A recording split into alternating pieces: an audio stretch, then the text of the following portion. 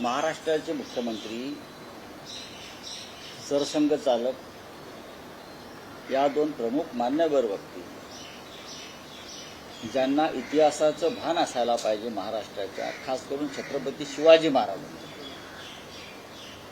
त्यांच्या उपस्थितीत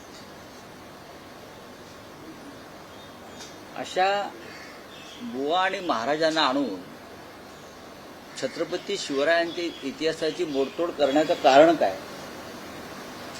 काय कारण आहे? शिवाजी महाराज हा इतिहासातल्या आपल्या ऊर्जेचा अखंड प्रवाह होता. अखंड प्रवाह ऊर्जेचा, उत्साहाचा, शौर्याचा. ते कधी थकले नाहीत, ते कधी झुकले नाहीत, लक्षात घ्या. आणि म्हणून जो महाराष्ट्र आमचा आहे तोही थकत नाही आणि दिल्ली पुढे झुकत नाही.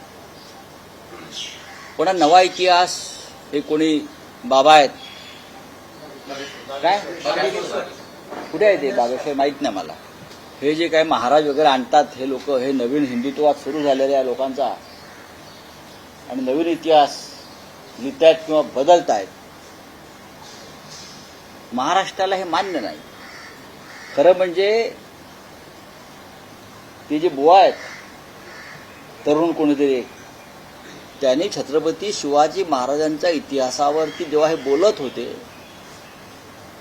तेव्हा राज्याच्या मुख्यमंत्र्यांनी त्यांना थांबवायला हवं होतं किंवा सरसंघ चालकांनी त्यांना रोखायला हवं होतं आणि त्यांना महाराष्ट्राच्या भावना, इतिहास याबाबत जाणीव करून द्यायला हवं.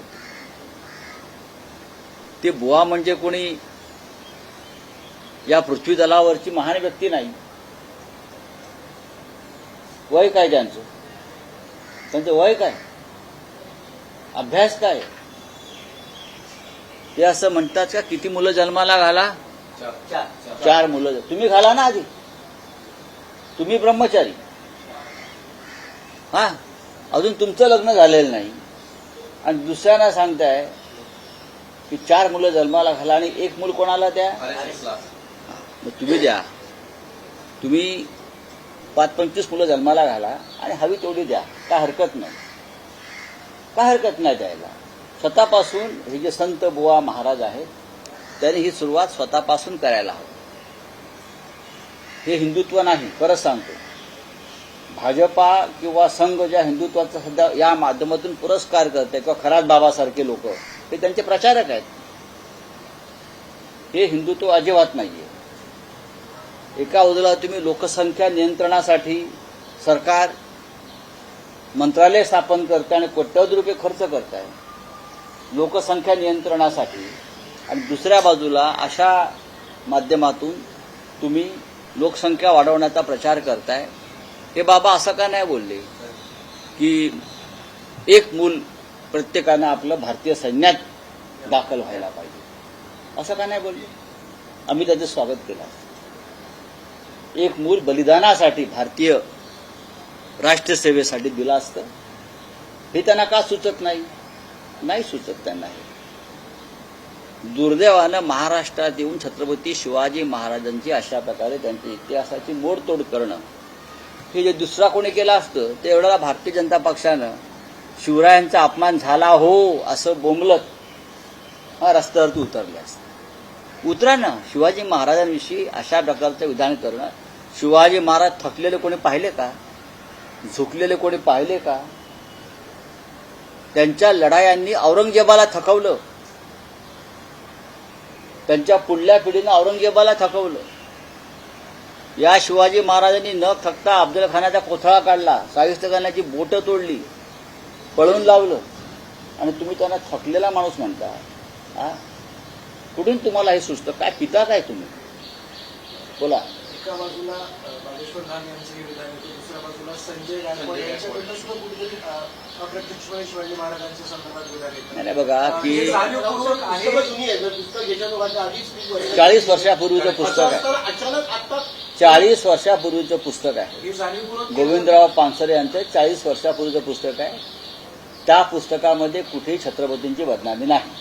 हे सगळं जाणीवपूर्वक केलं जातं की नक्कीच महाराष्ट्रामध्ये, महाराष्ट्रात आणि राज्याचे मुख्यमंत्री व्यासपीठावर असताना, सरसंघचालक व्यासपीठावर असताना, केंद्रीय मंत्री व्यासपीठावर असताना यांच्या इतिहासाविषयी महाराष्ट्राच्या संवेदना मेलेल्या आहेत.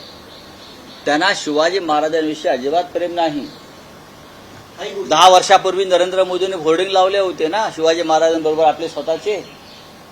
काय शिवाजी महाराजांचा आशीर्वाद कसा आहे मला वगैरे. मग ते थकले का आता? थकले कोण? मोदी थकले? कोण थकले? का भाजपा थकली? पण सर आपण जर बघितलं वारंवार अशी विधान होतात यापुढे देखील मूर्ख आहेत.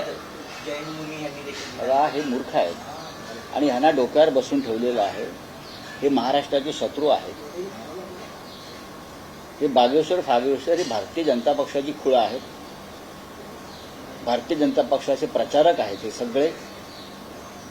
त्याच्यासाठी भारतीय जनता पक्षाचे फार मोठं आर्थिक बजेट आहे आणि त्यांनी त्या माध्यमातून छत्रपती शिवाजी महाराजांचं शौर्य,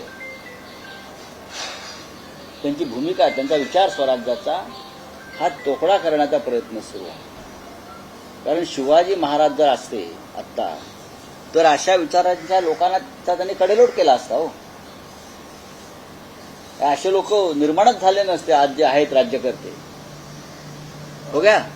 सर आपण जर बघितलं रोहित पवार यांनी ठीक आहे, चला. संजय जाधव संदर्भात देखील चर्चा होती. काय? ज्या प्रकारे आपचं ऑपरेशन लोटस ज्या प्रकारे झालं तसं पुन्हा एकदा ऑपरेशन लोटसची ठाकरेंची चर्चा चालू आहे. काल परभणीची बैठक होती पण संजय जाधव. तुमच्या माहितीसाठी सांगतो, आपचं काय ऑपरेशन लुटस बिटस काय झालेलं नाहीये.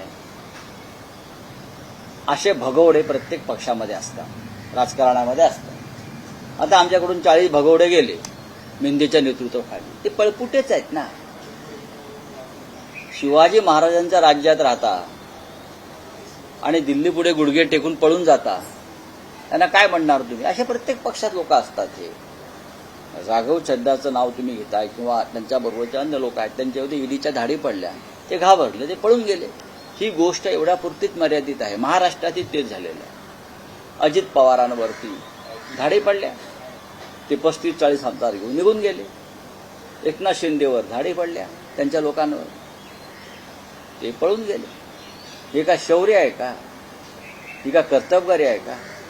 नाही. भाजपला वारंवार काय गरज पडते या सगळ्यांची? बघा, ऑपरेशन लोटसपेक्षाही हे ऑपरेशन डरपोक आहे. डरपोक लोक आहेत, कमजोर मनाचे लोक आहेत.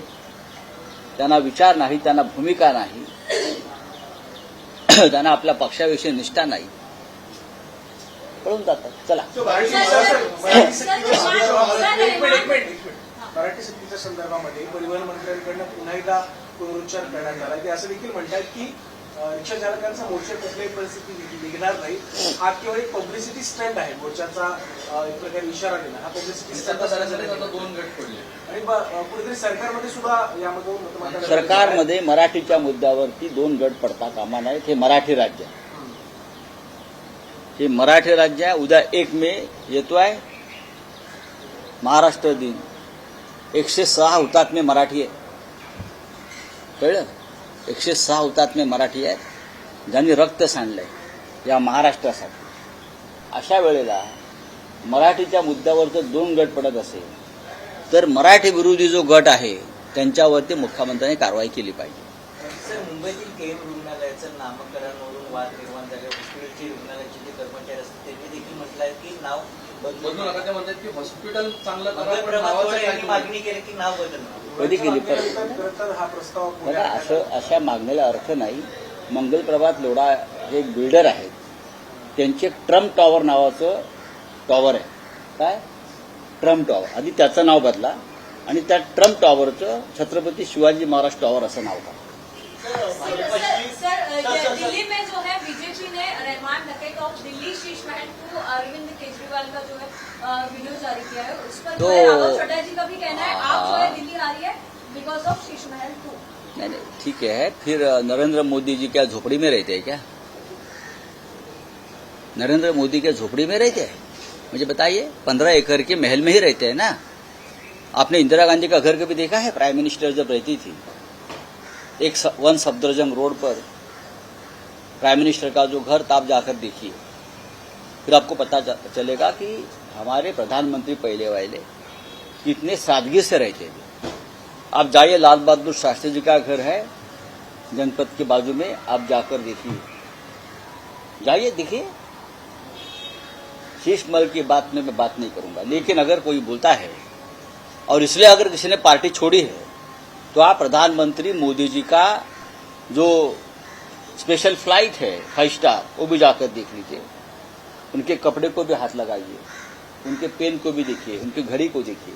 चलिए, थैंक यू। सर बागेश्वर बाबा ने जिस प्रकार से छत्रपति शिवाजी महाराज का अपमान किया है, उसे लेकर जो है अपोजिशन लगातार गौर कर रहे हैं। अपोजिशन क्या, मैं महाराष्ट्र की बात करता हूं। जो सत्ता में बैठे हैं उनको भी दुख होना चाहिए कि एक बाबा महाराष्ट्र में आता है, उसके मंच पर राज्य के मुख्यमंत्री है, सरसंघ चालक है, आरएसएस प्रमुख है, नेतागण है, और वो जाकर शिवाजी महाराज का इतिहास मंच से बदल रहा है। मुख्यमंत्री को गुस्सा क्यों नहीं आ गया? आरएसएस प्रमुख को गुस्सा क्यों नहीं आ गया? इतिहास बदलने वाला ये बाबा जो है, ऐसे बाबा ढोंगी बाबा होते हैं। पहले पढ़ाई करो, इतिहास पढ़ो महाराष्ट्र का, शिवाजी महाराज का। शिवाजी महाराज थे, इसलिए आप लोग आज भी हिंदू बनकर जी रहे हो। मैं ये बाबा को कहना चाहता हूं, बागेश्वर वाले। चलिए। सर